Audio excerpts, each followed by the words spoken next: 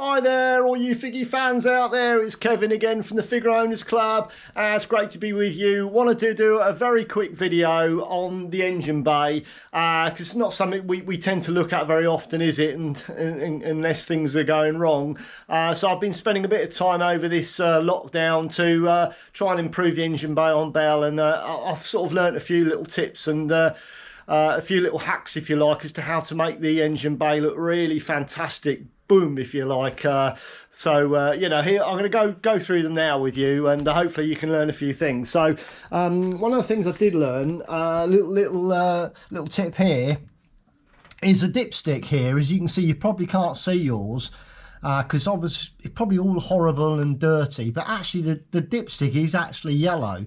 So it's not as yellow as this, but it is actually yellow. So what I did is I took it out and I cleaned it with some white spirit, and it got back to a fairly good yellow. As you can see, it's super yellow now, and I painted it, so you know it really stands out really easily. So if I want to sort of check the oil now, very easy to do that. And also I've done the dipstick on the gearbox as well. So that is down there. I don't know whether you can see that, the yellow down there. This is so difficult. See that little yellow my fingers are there? There it is there. That is the dipstick. I'll pull it out. So I've done that as well. You can see. And that's a beast, because you cannot see that at all in the car. Really hard to see. I'll put that back in a minute. What have I done? Okay, so I painted a few bits. This was like horrible and rusty, so I took that off and very simply just gave it an undercoat and some hammerite silver. Even did the look nuts as well, and it just looks, you know, it just looks so much nicer. This little area here I've polished, so I took that out and polished that. That area there I've painted that little bracket. The radiator top here, I just touched this up again. There's a bit of rust here, so I touched that up with high temperature paint. Must be that. Don't put your normal black paint on it, otherwise it wouldn't like it very much, certainly when it gets hot. So what else have I done? Okay, so going around here, one of the things that I have been working on a little bit is to make this lovely and sort of polishy and shiny. And one of the things I noticed I did, which worked out really well, is I used a Dremel. This is quite a specialist tool, but I mean, they're not that expensive now, and you can buy these little tiny heads for them, and they're called polishing heads, so an aluminium. What you've got to be a little bit mindful of is that obviously when you apply the polish to it, which is like a paste, that's what I'm using here, is just this usual sort of metal polish here. But what I have been doing is make sure you lay lots of dusters around the engine, and certainly over here and the windscreen as well, and just expose this section, because when this is going along at like 2000 or I think 20,000 RPM, it can kind of go everywhere. But you can see it looks really nice. You could eat your dinner off that now. Fantastic. I've even polished the wiper housing.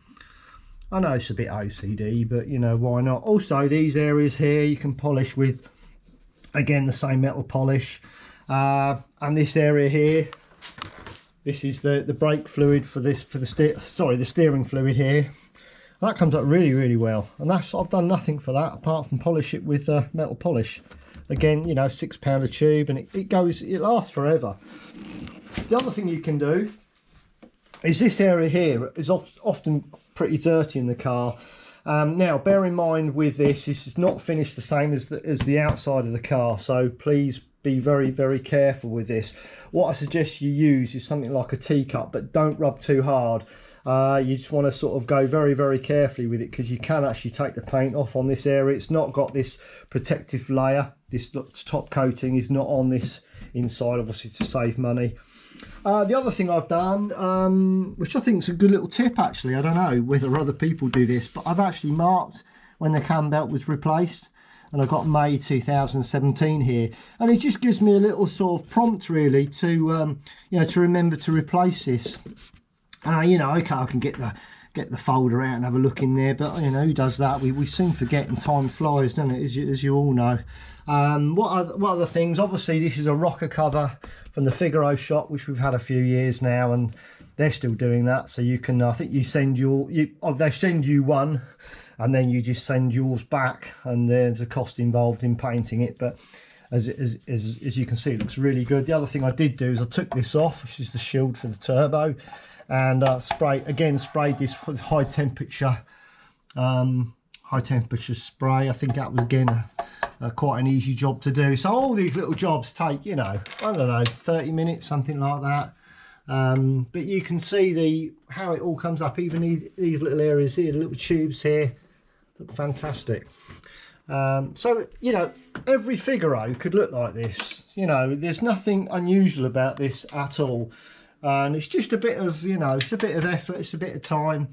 But if you're in lockdown, you might have a lot of that at the moment. And if you're lucky enough to have a garage like I've got here, I don't know, it's just, you know, you can just tinker away. And as I said, try not to do it all in a day, but come back to it and do a little bit more. But there we go. I thought I'd share that with you.